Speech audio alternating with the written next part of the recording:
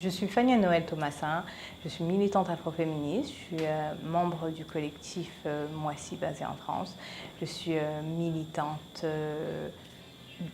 qui se définit comme panafricaine, afro-révolutionnaire aussi dans une perspective anticapitaliste. Je suis directrice de la publication de ACG, qui est une revue politique sur l'intersectionnalité. On est à notre 3e numéro avec une équipe, des équipes formidables. Et voilà, donc les chemins faisant, je suis aujourd'hui l'auteur d'un manifeste qui s'appelle Afro-communautaire, appartenir à nous-mêmes.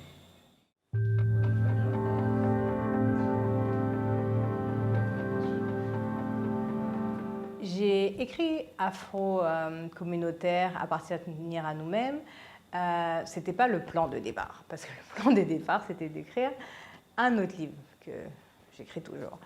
Mais cette question revenait sans cesse et je me suis dit que c'était impossible de la diluer dans ce que j'écrivais. Donc il fallait que ce soit mis à part, que ce soit un propos à part, un propos extrêmement bref, qui dise ce que je pense être des pistes de réflexion pour une utopie afro-révolutionnaire. Donc j'ai écrit ce livre parce qu'il ne pouvait pas s'insérer dans ce que j'écrivais précédemment.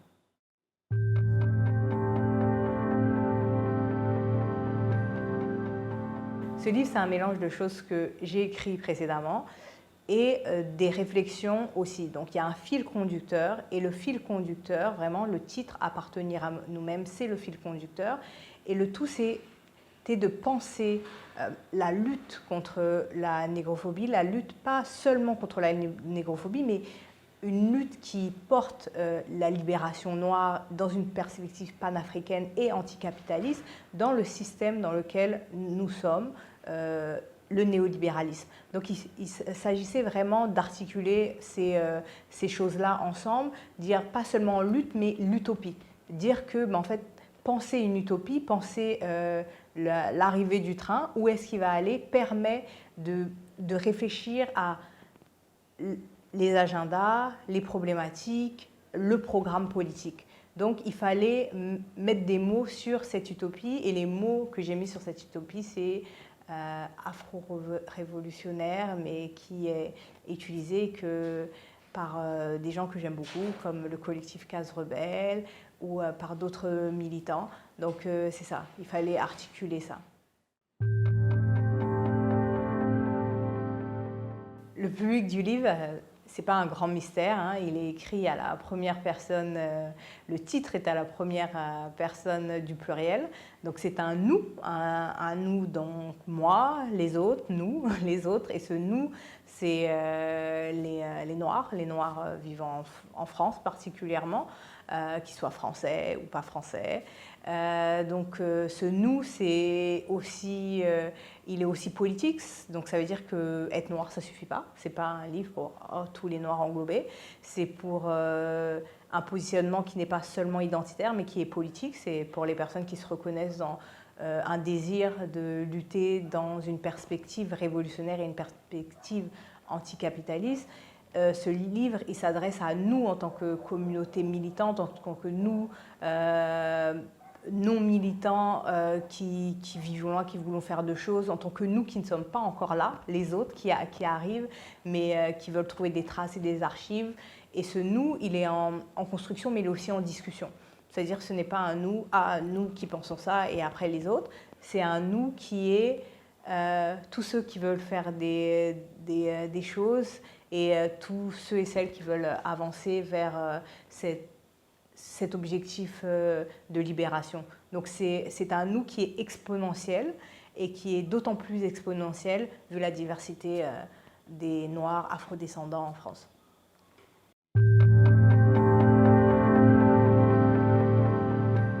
Ce manifeste, c'est vraiment pas quelque chose où on va trouver des analyses théoriques en sciences humaines, c'est-à-dire sur l'identité noire, le mouvement noir, etc. C'est un parti pris politique, c'est un parti pris qui s'inscrit dans mon idéologie politique, dans l'idéologie politique dans laquelle je crois et la famille politique dans laquelle je crois, c'est l'afro-révolutionnarisme panafricain. Donc, pour cela, bien sûr qu'il est traversé par des idées qui sont et qui ont été pensées par des auteurs afro-américains comme Assata Shakur, mais des collectifs aussi, comme le Black Panther Party, également beaucoup de choses qui viennent de la lutte révolutionnaire haïtienne, mais aussi de contemporains comme Hamzat Boukari qui a écrit Africa Unite et dont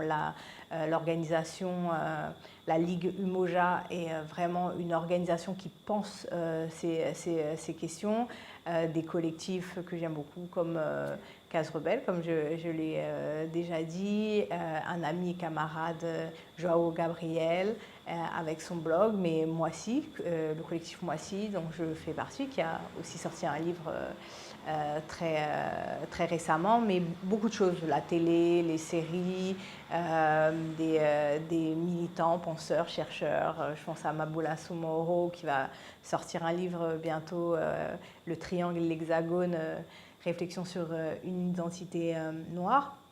Donc tout ça, ça fait partie de la conversation qui est en cours sur ce que nous sommes, ce que nous voulons être, l'horizon politique, et l'horizon politique qui se dessine en définissant des lignes qui soient claires. Et des lignes qui soient claires, ça veut dire parfois dire que ce chemin-là qu'on veut, la libération noire ne peut pas coexister avec d'autres chemins comme la politique de représentation, le néolibéralisme, les poétiques libérales.